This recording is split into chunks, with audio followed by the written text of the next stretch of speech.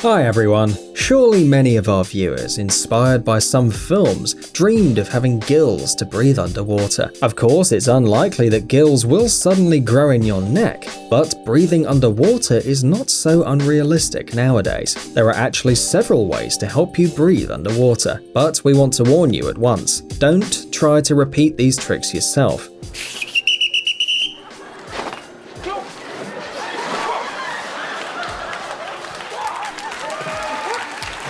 They can be life-threatening. It's better to just start training your lungs. Inflate your lungs with air, hold your breath, and go ahead.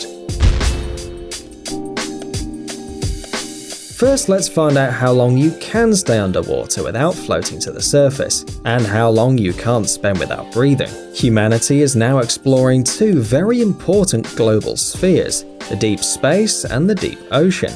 And for this, it would certainly help us to know how to behave in such an airless environment. The human body is designed in such a way that we can't simply stop breathing by our own desire. For example, sea turtles, unlike humans, breathe more consciously. Deep breathing allows them to stay underwater for several hours, but we don't have that ability. And why would we need it when we already invented the scuba set many years ago? Although it is a fairly large and uncomfortable equipment, also quite expensive, and the air supply in it is pretty limited. Therefore, scientists today continue to look for new ways to dive into the water without scuba gear. They develop artificial gills, invent materials and devices capable of extracting oxygen right from the water. To date, there are truly innovative discoveries. However, there are also ancient but still effective methods. The truth is that both are potentially dangerous, and it's best not to risk your health by trying them in the nearest pond. It turns out that one way to breathe underwater without special equipment was already known in ancient times. Previously, people used a device commonly called a diving bell or a diving bubble. This is a type of empty container turned upside down, for example, a barrel or a bucket. With vertical diving, the pressure inside the container of this type corresponds to the pressure of the surrounding water, and the resulting airspace allows you to breathe for a while underwater. Remember the Pirates of the Caribbean scene where the main characters were at the bottom under an empty boat? So this example demonstrates this principle. The diving bell is one of the oldest and simplest designs for studying the underwater world. The first immersion in the primitive bell is attributed to Alexander the Great himself. The device allowed the commander to study the underwater fences of the Phoenicians, and perhaps helped him to achieve one of the most amazing military victories. Later, divers began to wear bell-shaped helmets, and in the 19th century, some inventors improved the design, and the new invention has already become the prototype of a modern scuba wetsuit. It's worth noting that the slightly modified diving bells are still in use today. The historical process of creating diving equipment was developed in the direction of maintaining a certain volume of air around the person's head.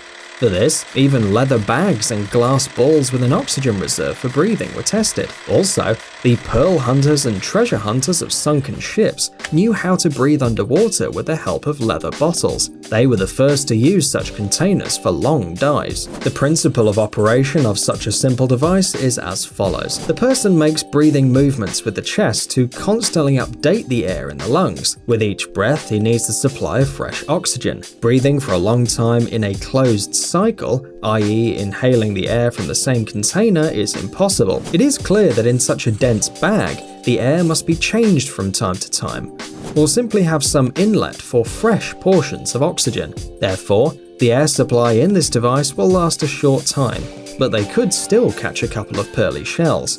The swimming mask and breathing tube are perhaps the easiest and most accessible devices for a long underwater stay. The first breathing tube was a hollow cane stem, which the Indians used to hunt underwater. Also, as material for the tube, straw or reed was used. However, this method was not only suitable for hunting, but also used by Indians to hide from enemies. Although in this way, it was possible to go down into the water only 1.5 meters. This is due to the structure of the lungs, the small air vent for the air, and the position of the Indians in the water with these tubes. When you dive deeper, you're in an uncomfortable position, and the lungs are not able to function normally. Along with this, the water pressure increased, which also made breathing difficult. But nowadays, the swimming snorkel is a perfect device, designed with the most diverse physiological and technical requirements in mind. Such simple equipment allows you to swim to a depth of no more than 5 to 10 meters, but this is enough to spend some time in an interesting and amusing way.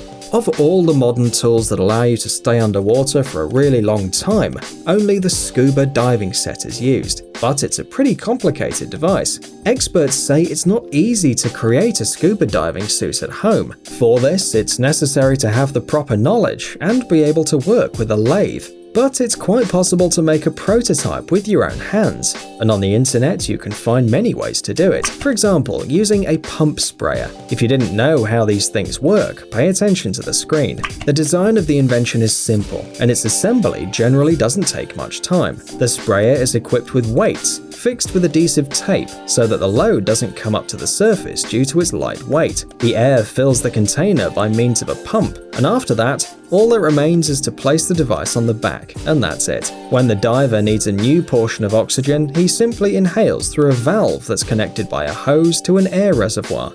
Sure, this idea is pretty crazy, but according to the laws of physics, it should work. However, professional divers are advised not to use homemade devices and not to expose themselves to danger, especially at great depths. So don't take any chances, please. Unfortunately, in the process of evolution, people have not learned to breathe underwater. That's why science had to cut in. And today, scientists around the world are trying hard to find a way to give us the opportunity to breathe freely underwater and dive deep without having to use bulky scuba gear. Some are working on the creation of artificial gills for humans, others looking for ways to extract oxygen directly from the water. But so far, everything is in the development and refinement stage, and what inventions will be available to the public is not yet known. For example, they say that researchers in Denmark created a material that can absorb, store, and release large amounts of oxygen. If someone assembles a breathing apparatus of this material, they will draw oxygen directly from the water. Sounds impressive. At the same time, the material can absorb and release oxygen many times, which will allow us to immerse ourselves in water for a long time. Now, can you imagine making a special mask of this material? It could provide the diver with oxygen from the surrounding space without the need for extra equipment. Cool, right? According to scientists, this material can store 3 times more oxygen than a diving tank with the same volume, and at the same time, it's also capable of producing oxygen directly from the water. That sounds pretty progressive. The only thing left to do is to wait for this miraculous material to go on sale, if that ever really happens, of course. To finally proudly declare to the world, now we can breathe underwater, scientists have been developing amazing devices. So, back in 1976, biochemists in the United States created a fantastic device, capable of regenerating the oxygen in the water and providing the diver with it. The device was more like a small spaceship for one person, but with enough battery capacity, the diver could stay and breathe at a depth for almost an infinite amount of time.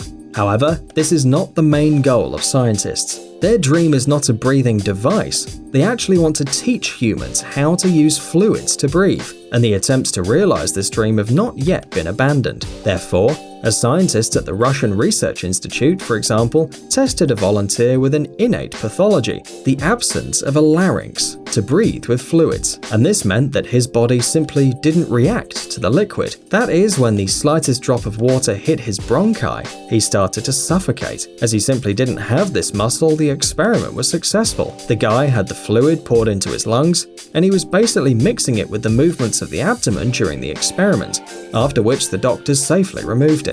Similar experiments were then carried out on animals, which bravely passed all the tests. But for the common human body, this method is not yet applicable. In general, the liquid breathing method involves filling the lungs with a special liquid, pre-saturated with oxygen. Is it possible for a normal person to have a liquid breath? Can the lungs absorb oxygen not from the air, but from a special liquid? Well, today, researchers are giving an affirmative answer to these questions. Experiments to replace air with water during breathing began in the last century, but have not yet been perfected. Then most likely we'll have to wait a decade or so before such a sensational discovery, or maybe less, but we're not sure. Unfortunately, no matter how long the investigations have been ongoing and how much money the scientists have spent, it's unlikely that humanity is destined to breathe underwater as well as on land. People and marine life, of course, have a lot in common, but there are still many more differences. But don't get discouraged. Although the seabed will never become a home for us, we have all the mechanisms and technical capabilities to visit this place. So, you think it's worth being sad because you don't have gills?